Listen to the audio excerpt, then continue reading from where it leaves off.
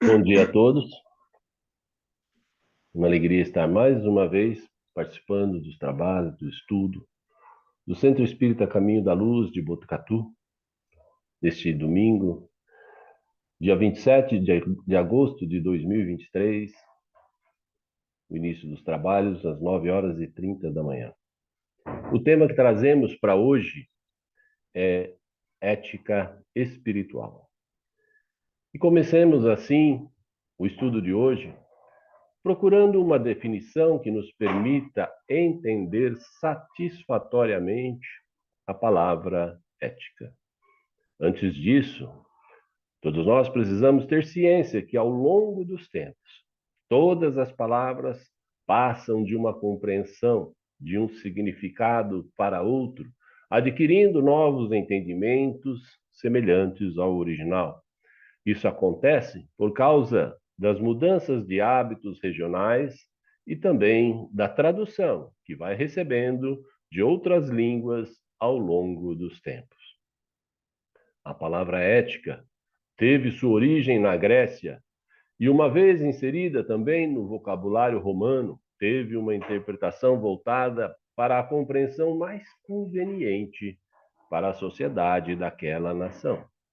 O termo ética foi espalhado pelos pensadores romanos para os demais países de seu domínio imperial, chegando assim a Portugal, a Espanha e, finalmente, ao nosso país, Brasil. Isso nos faz vislumbrar e entender que existe uma evolução contínua das palavras, no sentido de termos uma compreensão cada vez melhor dos seus significados, se adaptando e ficando mais adequadas para o seu uso nos dias presentes de cada população. Então, para a nossa civilização nos dias de hoje, qual é a compreensão que se tem da palavra ética? A ética é a fundamentação, é o conceito que define e que traça os parâmetros, que dá conformidade aos valores morais do nosso comportamento. Repetindo, a ética é a fundamentação, é o conceito que define, que traça os parâmetros e que dá conformidade aos valores morais do nosso comportamento. Diferentemente da ética, que é um conceito, já a moral é a prática dos seus valores. Então, diferente da ética, que é um conceito, a moral trata-se da prática desses seus valores. A moral é o cumprimento régio das regras, das leis, dos usos e costumes, das convenções, dos tratados e tradições culturais. Então, de uma forma mais clara, podemos exemplificar dizendo que a ética é como se fosse um manual de regras, um manual de conceitos que definem a moral. Então, lembremos sempre, ética é como um manual de regras da moral. Apesar de muitos pensarem que ética e moral são a mesma coisa, convém esclarecer que elas muitas vezes se confundem uma com a outra, mas elas não têm o mesmo significado. Até porque poderemos exemplificar que uma coisa pode, em seu ambiente, ser ético, mas não ser moral. Pode assim dizer que a ética humana é cultural, pois o que é ético em uma civilização pode não ser ética em outra. Sabemos, por exemplo, que em algumas culturas, algumas civilizações, um homem pode até desposar uma mulher ainda em idade infantil. Estamos exemplificando desposar uma criança. Isso pode ser ético naquela nação, mas jamais vai poder ser moral. Na carta de Paulo aos Coríntios, ele definiu bem ética quando disse: tudo me é permitido, mas nem tudo me convém. E o nosso filósofo, escritor, Mário Sérgio Cortella, define ética como um conjunto de valores e princípios que usamos para definir três grandes questões na vida. As questões se eu quero, se eu devo e se eu posso. E ele define algo como não ético quando eu quero, mas não devo. Eu devo, mas não posso. E eu posso, mas não quero. Com base nessas três opções, então quando é que eu me sinto ético? Quando que eu me sinto confortável e em paz de espírito? Definir assim, é quando aquilo que eu quero, eu posso e eu devo. E seguindo nessa mesma senda, os conhecidos três filtros de Sócrates, que todos conhecem, verdade, bondade e utilidade, são um bom exemplo do uso da razão. Grande parte das nossas reações cotidianas são impensadas e nos causam, posteriormente, problemas. Então, para evitar isso, podemos usar esses filtros submetendo nossas atitudes ao crivo da razão, tornando nossas reações mais cuidadosas e também mais sábias. Certa feita, um homem esbaforido chegou ao filósofo Sócrates e sussurrou-lhe aos ouvidos: escuta, na condição de teu amigo, eu tenho algo de muito grave para dizer-te. Espera, disse o sábio. Já passaste o que vai me dizer pelos três filtros? O outro assustou-se e perguntou: três filtros? Que filtros? Sim, meu amigo, três filtros. Observemos primeiro se a tua confidência que irá me fazer passou por eles. O primeiro filtro seria o filtro da verdade. Tens absoluta certeza quanto àquilo que pretendes me comunicar? Isso é uma verdade? Bem, pensou o interlocutor, assegurar mesmo que é verdade eu não posso. Não posso te dizer que é uma verdade. Bom, então, de certo, peneiraste o assunto pelo segundo filtro, que é o da bondade. Ainda que não seja verdade, o que julgas me dizer, será, pelo menos, bom o que vais me contar? Bom para mim, para você ou para alguém?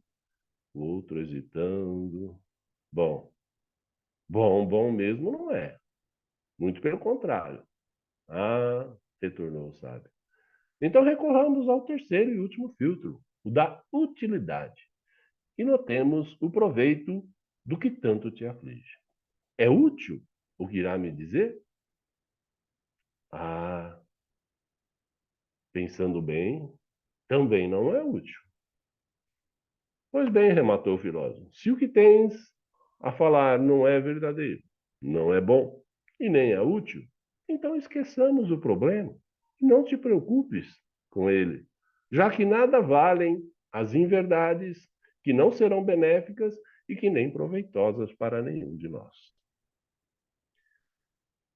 Podemos também, reforçando um pouco mais a nossa reflexão sobre ética, usar 6 palavras: moral, dever e prática.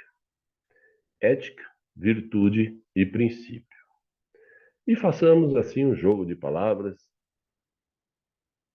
dizendo assim: o dever está para a moral, assim como a virtude está para a ética.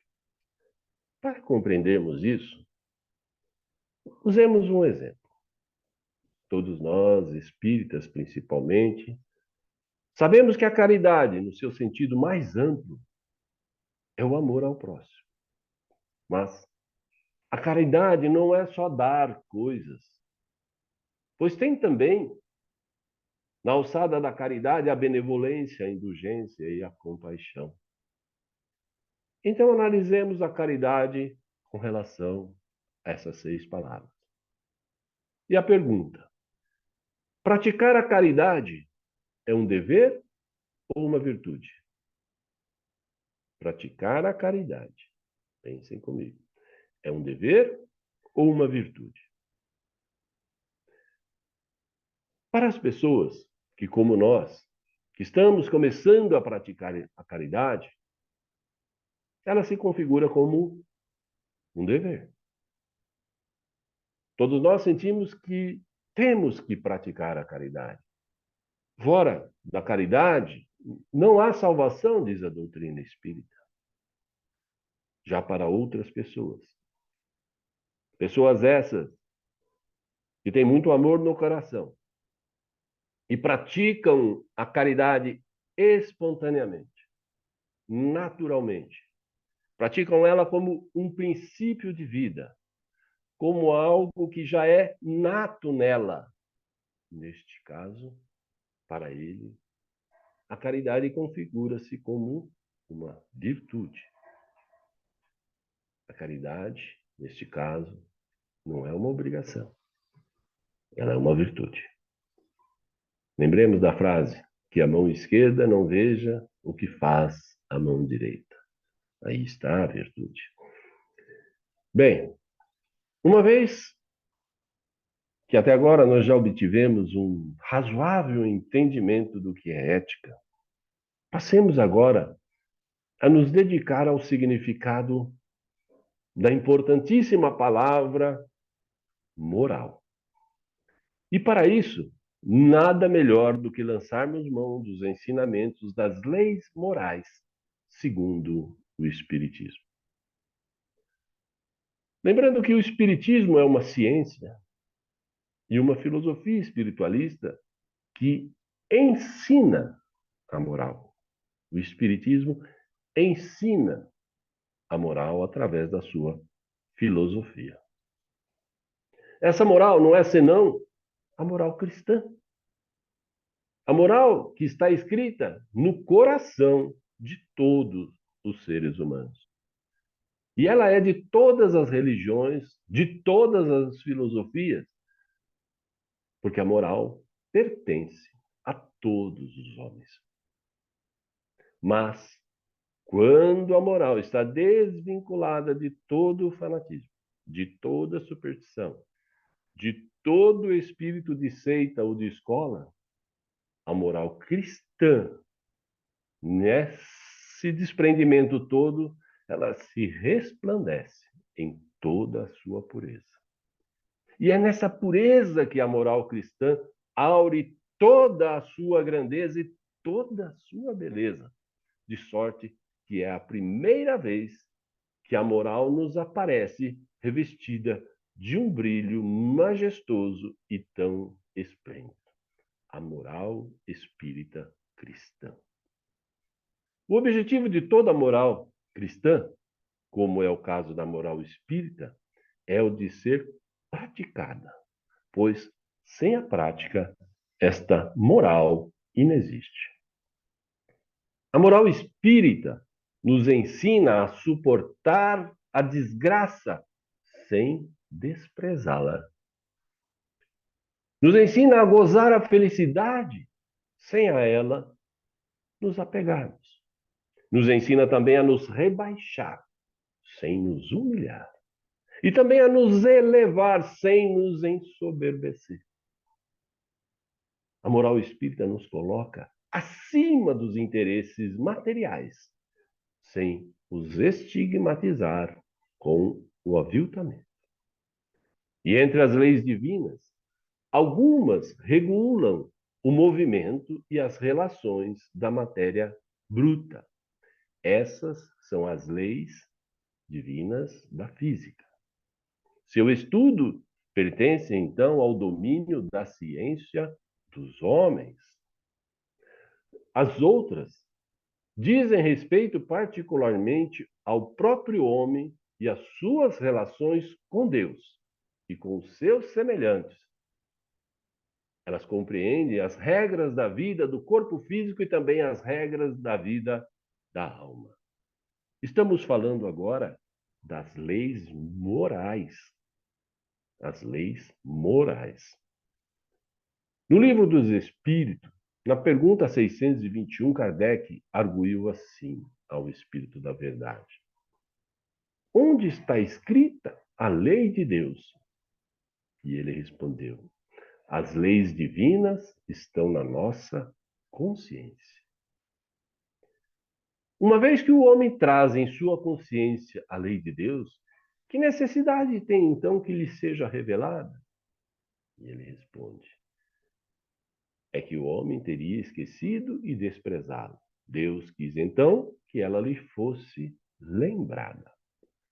Mas se as leis divinas estão gravadas na consciência, por que Deus não as revela, fazendo-nos lembrar o tempo inteiro? E a resposta: não é prudente revelar precipitadamente todos os conhecimentos, pois os ensinamentos devem ser proporcional à inteligência daquele que o recebe. Porque há pessoas para as quais a luz fica muito viva, ofuscando sem esclarecer.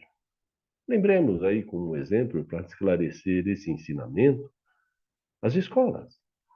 Jamais podemos dar uma matéria de oitava série para uma criança de segundo ano. São informações que ele ainda não está em condições de assimilar. Ou também, exemplificando uma pessoa que possa ter vivido a vida inteira dentro de uma caverna, no escuro, nas trevas.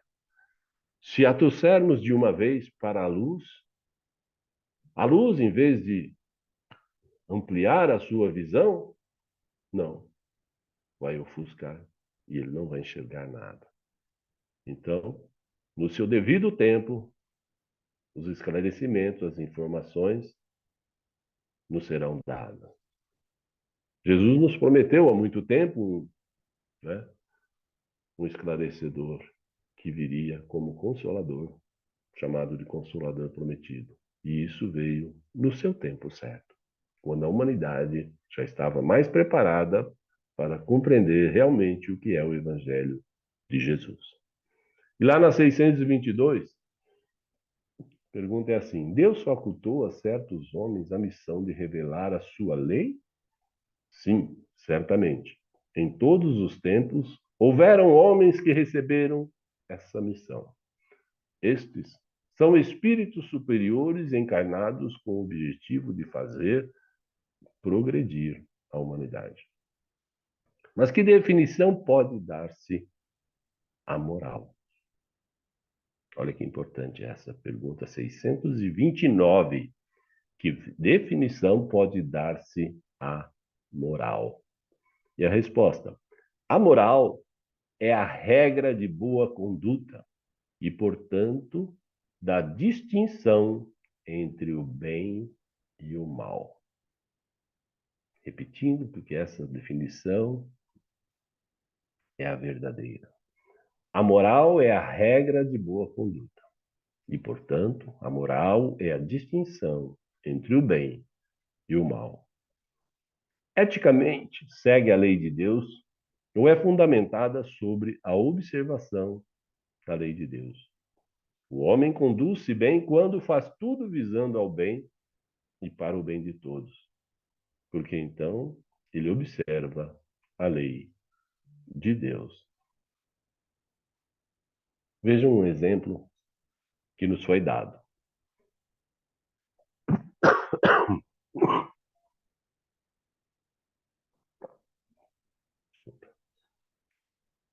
Quando se excedem na alimentação, isso lhes faz mal. Você fica temporária. Estão me ouvindo? Vem dar um sinalzinho, estão me ouvindo bem? Sim, sim. Eu vi alguém dizendo que eu estava fora. Não, teve alguma interferência aqui, mas já está corrigido. Desculpa. Tranquilo. Então, o exemplo. Quando se excedem na alimentação, isso lhes faz mal. Pois bem, é Deus quem lhes dá a medida do que é necessário. Quando vós ultrapassais a medida que Deus lhe deu, são punidos pela lei da natureza. Isso é o mesmo para todas as coisas. A lei natural traça para o homem o limite das suas necessidades. Quando o homem ultrapassa, ele é punido através da doença ou do sofrimento causado pelas leis naturais. Por que o mal está na natureza das coisas? Se não existissem as montanhas, o homem não poderia compreender que se pode subir e que se pode descer. É preciso que o espírito adquira a experiência e, para isso, é necessário, é fundamental que conheça o bem e o mal. Daí isso faz com que a gente compreenda, né, meus amigos, o porquê que nós começamos, né, a nossa vida, a nossa existência, praticando muito mais o mal, para depois, ao aprendermos a praticar o bem, a gente consiga distinguir uma coisa da outra. Porque se nós nascêssemos praticando o bem, jamais teríamos condição de um dia conhecer o mal, porque não saberíamos praticá-lo. Na questão 637, a pergunta é a seguinte: considera-se culpado um selvagem que cede ao seu instinto se alimentando da carne humana? Muito interessante isso. Ele responde: eu disse que o mal depende da vontade. Pois bem, o homem é mais culpado à medida que tem discernimento sobre os seus atos. No caso do índio, do selvagem, ele não tem ainda o discernimento que não se deve comer uma carne humana. Para ele, é simples alimento. Então, à medida que a gente vai adquirindo conhecimento, né, aí a gente passa a ter uma culpa maior. Diz a frase: mais será cobrado a quem muito foi dado. Aquele que não pratica o mal, mas que se aproveita do mal praticado por outro, é culpável do mesmo grau? Quantas vezes, né, gente, a gente se pega se sentindo até, de certa forma, vamos dizer, vingado, né? Quando a gente vê algum mal que foi feito para alguma outra pessoa com a qual nós não temos muita simpatia, né? Não foi o mal praticado por nós. Então aqui é a pergunta, né? Aquele que não pratica o mal, mas que se aproveita do mal praticado por outro, é culpável no mesmo grau? E a resposta é como se o cometesse. Aproveitar é participar. Talvez tenha recuado diante da ação, mas se a encontra realizada e dela se serve, é porque há a prova. E então a teria praticado por si mesmo, se pudesse, se tivesse tido oportunidade ou se tivesse tentado. E na 641 fala sobre o desejo de praticar o mal é tão repreensível quanto o próprio mal? Depende. Está dizendo que depende. A prática do mal é tão repreensível quanto o próprio mal? Depende. Interessante, né? Ele diz que há virtude em resistir voluntariamente ao mal que se deseja pôr em prática. A virtude, vejam, existe uma virtude na resistência voluntária, resistência, né? Na resiliência, de se evitar a prática de um mal que eu desejaria fazer. Agora, ele completa: se foi apenas por falta de ocasião não ter praticado, então o homem é culpável, sim. E basta não fazer o mal para ser agradável a Deus e assegurar uma situação futura? Quantas vezes a gente se pega ou ouve alguém falando, né? Eu não faço mal para ninguém, né? Meu futuro está garantido, eu não vou pro umbral. Eu não faço mal para ninguém. E aqui então vem essa pergunta, né? Contrapondo: basta não fazer o mal para ser agradável a Deus e assegurar uma situação futura? Resposta: não. É necessário que se faça o bem no limite das próprias forças. Reprisando: é necessário fazer o bem no limite das próprias forças, porque cada um responderá por todo o mal que tenha ocorrido por não ter praticado o bem. Ele responderá pelo mal que causou por não praticar o bem que podia ter feito. Ele responderá por ter deixado uma família passando necessidade, porque ele deixou para ir ajudar algo que poderia ter feito hoje ou ontem, deixou para um dia qualquer. Deixado de levar um remédio que tinha sobrando na sua casa e que sabia que alguém estava precisando, não levou e aquela pessoa sofreu com a doença que poderia ter sido amenizada ou saneada. Existe bondade e caridade quando prendemos alguma pessoa? Olha que pergunta interessante. Existe caridade quando prendemos uma pessoa?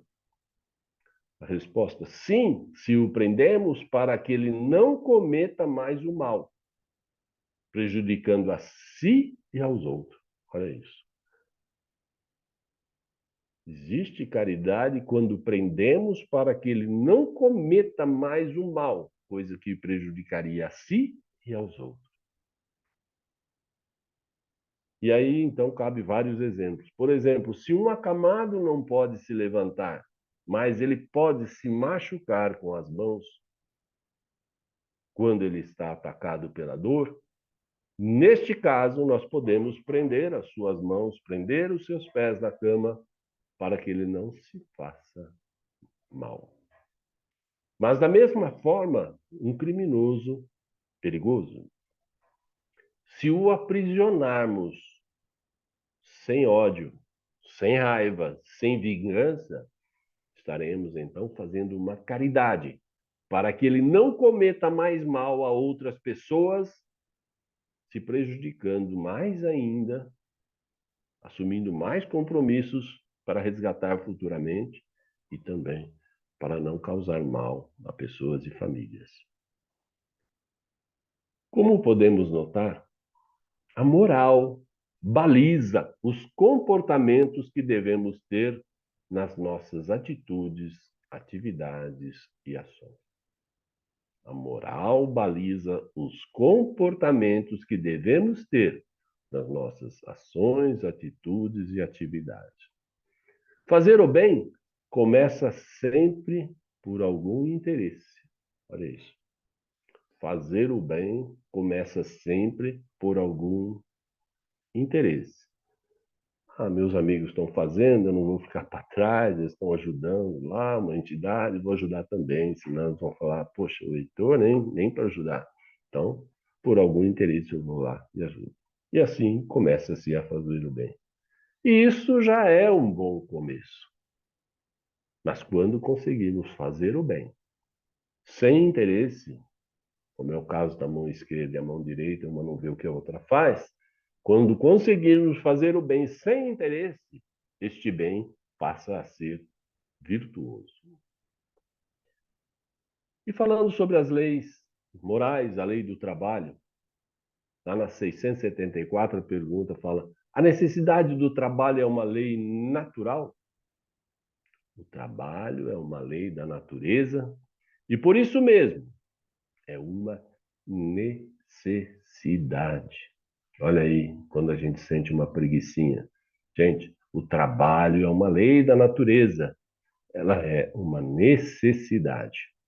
Deve-se entender por trabalho apenas as ocupações materiais? Não, não só as ocupações materiais.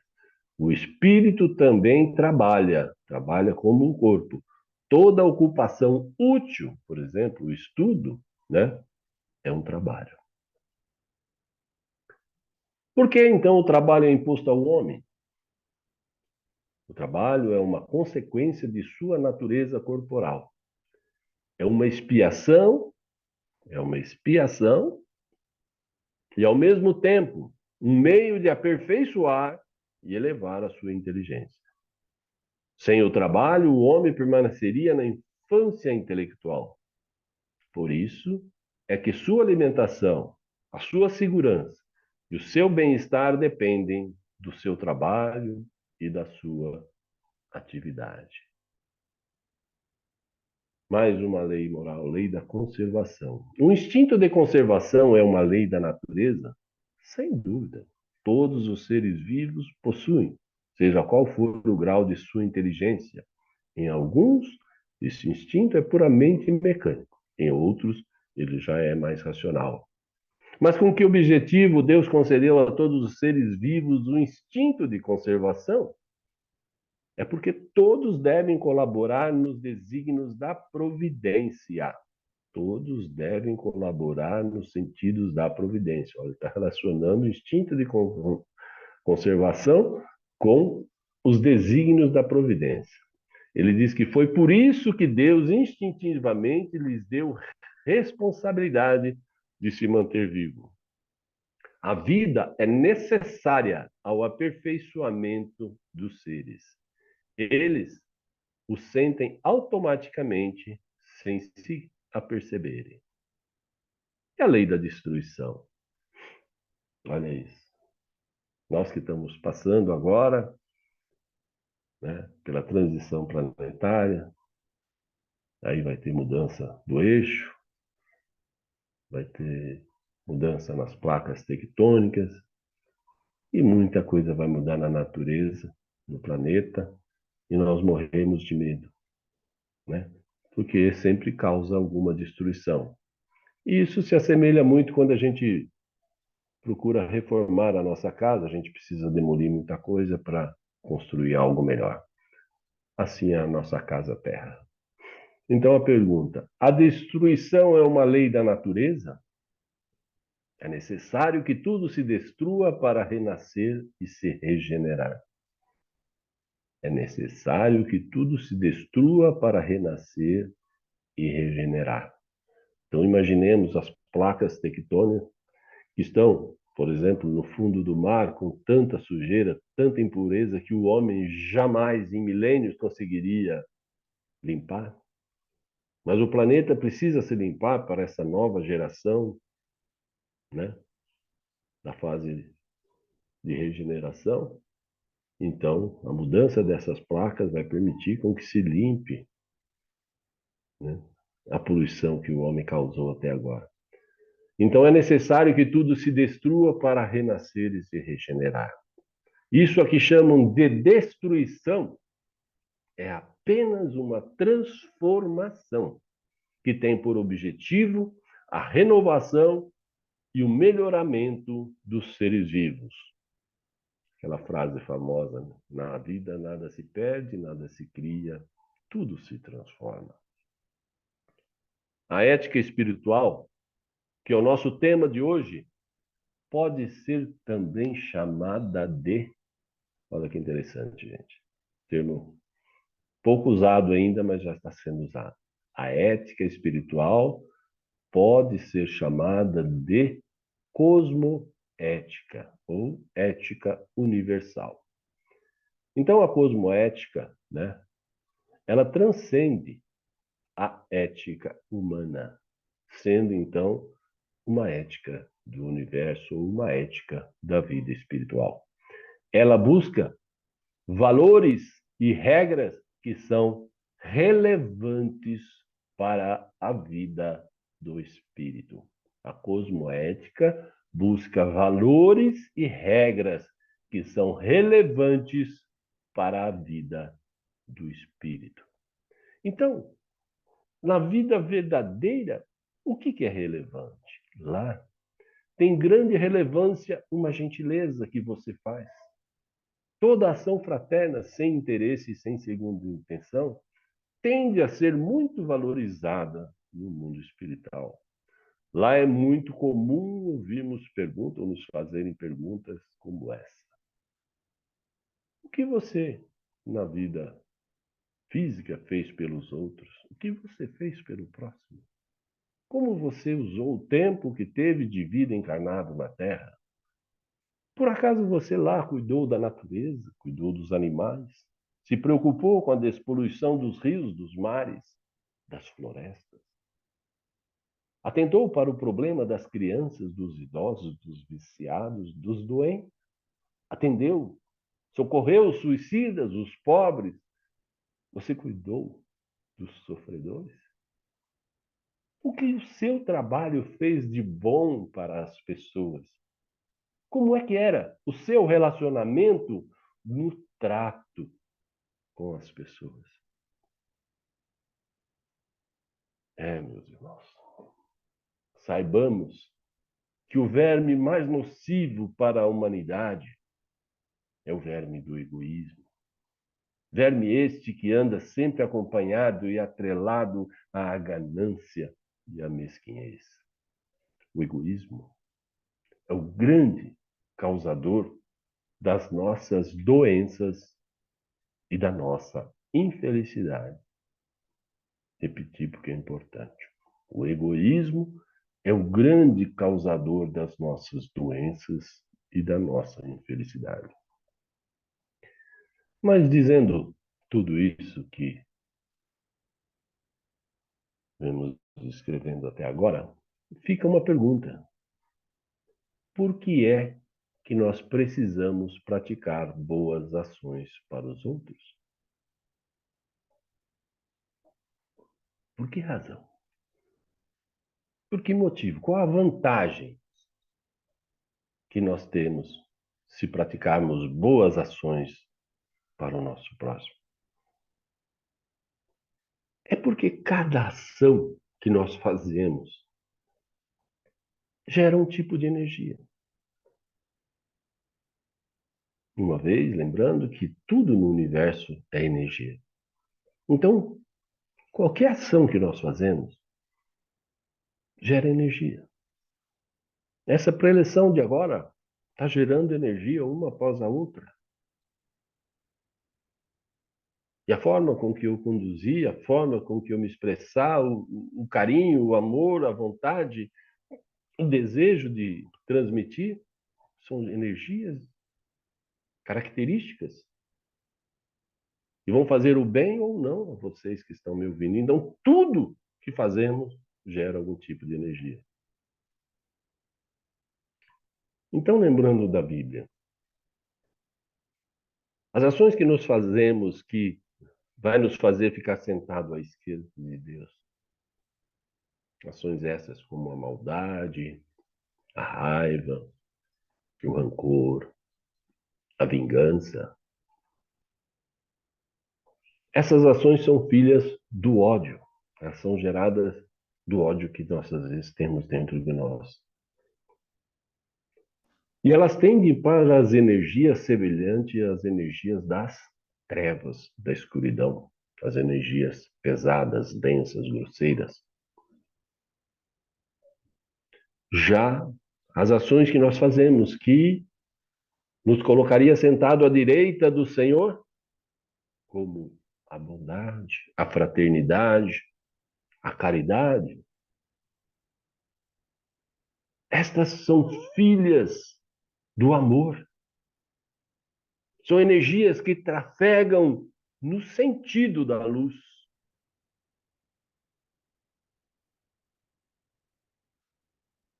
Lá na 646 do Livro dos Espíritos, tem uma pergunta que fala assim: o mérito do bem que se faz está subordinado a certas condições? Ele complementa a pergunta. Em outras palavras, existe diferentes graus para esse mérito? O mérito do bem que praticamos, existe diferentes graus?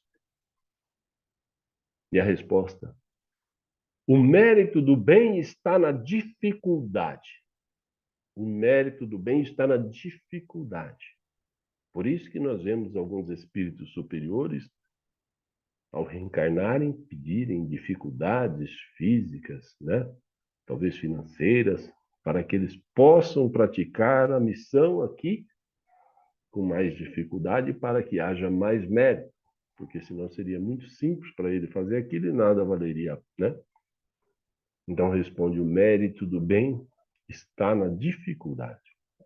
Não há mérito nenhum em fazer o bem sem que nós tenhamos nenhum trabalho, sem que ele nada nos custe. Deus tem mais em conta o pobre que reparte o seu único pedaço de pão. Um pedacinho que ele tinha, ele ainda divide com outro. Então Deus tem muito mais em conta isso do que o rico, que dá muitas e muitas coisas, mas todas elas são apenas do seu supérfluo. Lembram-se do óbolo da viúva? É dar a outro daquilo que vai lhe fazer falta. Diante de tudo que falamos até agora, então vamos responder a pergunta acima. Qual é a vantagem de ser ético espiritual? Qual é a vantagem de sermos cosmoéticos? Vamos lançar mão da 614 que ajuda a responder. A pergunta é: o que se deve entender por lei natural? A lei natural é a lei de Deus. Ela é indispensável para se chegar à felicidade. Importantíssimo isso, gente. Vou repetir. O que se deve entender por lei natural? A lei natural é a lei de Deus e ela é indispensável para se chegar à felicidade. Ela lhe indica o que deve, o que não deve fazer. E um homem só se torna infeliz quando ele se afasta das leis de Deus, quando ele não pratica as leis de Deus.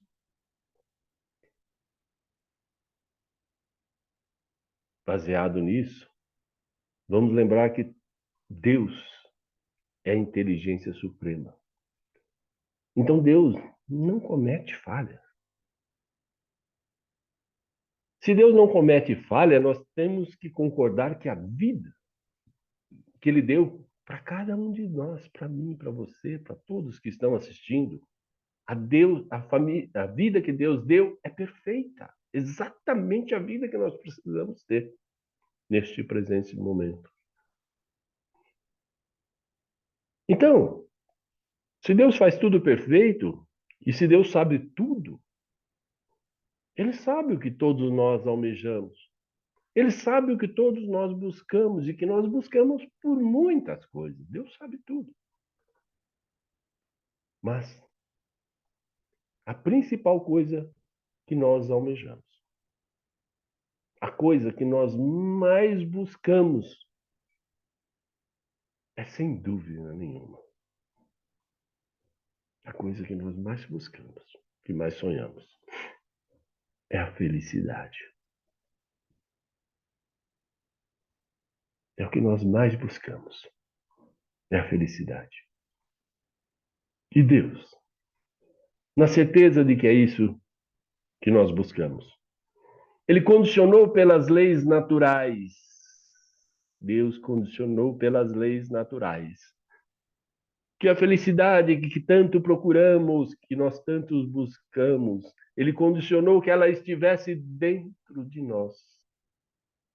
Mas que para isso nós precisamos acessá-la.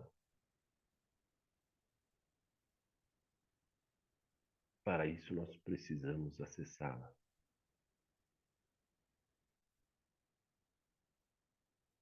Mas se ela está dentro de nós, onde ela está? Onde ela está para que nós possamos acessá-la? A felicidade que nós tanto buscamos, meus irmãos, está no nosso coração. Sem dúvida nenhuma. Está no nosso coração. É onde mora Deus. É onde mora Jesus. E a chave para acessar a felicidade está na decisão de agirmos com a razão e assim com o cérebro, ou então com a emoção e com e o coração. Quando fazemos alguma coisa pela razão, pelo pensamento, pelo cérebro, nós nos sentimos em paz, tipo, missão cumprida. Fizemos o que tinha que ser feito. Mas, por outro lado, quando pensamos e agimos com o coração,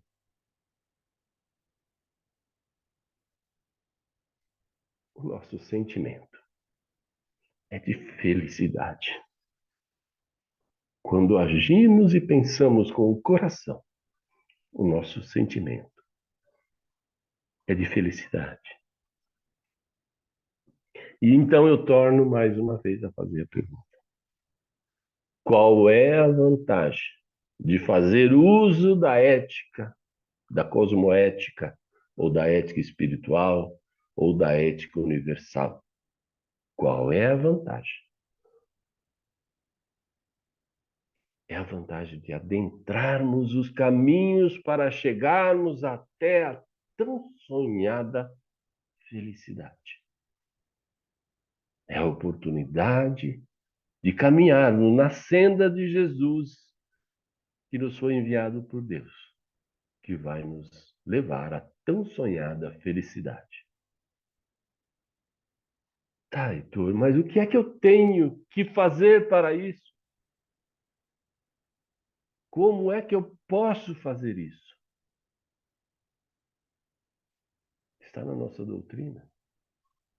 Jesus falou: eu tenho que escolher se eu quero ficar com Deus ou com Mamon.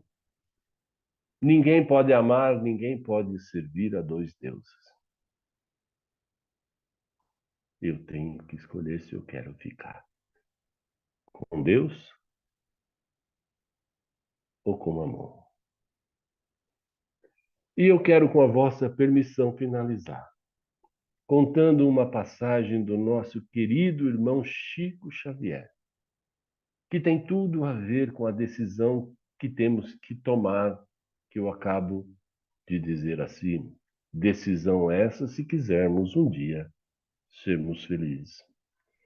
Conta Chico que viveu sempre com parcos rendimentos, algo em torno de um salário mínimo,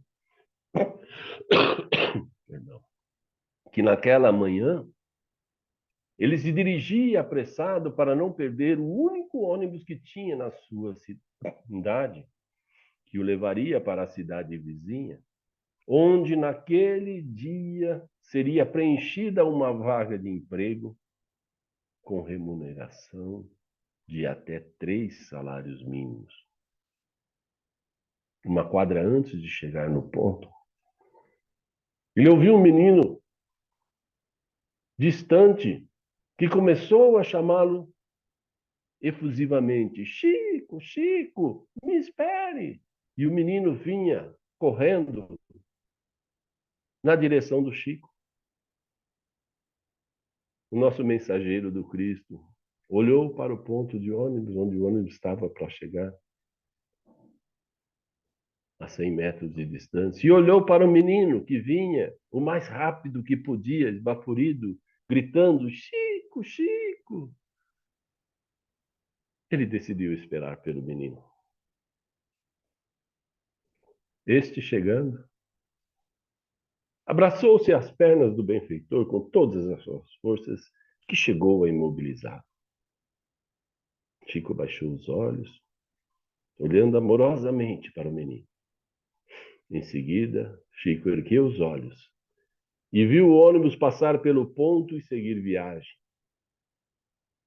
E lá tinha ido embora. A única, a derradeira oportunidade que ele tinha de ter um soldo mais vantajoso que lhe permitiria a vida com mais regalias. Mas sem se lamentar, Chico abaixou novamente o olhar para o menino abraçado às suas pernas. Aquele garoto, com um coraçãozinho inflado de amor, puxou com a mãozinha e ergueu, oferecendo ao Chico uma linda flor. Chico afirma categoricamente que este foi o maior presente que o Chico recebeu. em toda a sua vida. Meus irmãos, ali, naquele sublime momento, Chico teve a plena certeza que ele tinha escolhido amar a Deus e não a Mamon. Naquele momento, momento divino, Chico Xavier descobriu verdadeiramente o que é sentir felicidade. Foi assim que Chico descobriu que ele seria eternamente um servidor de Deus. E isso o faria eternamente feliz.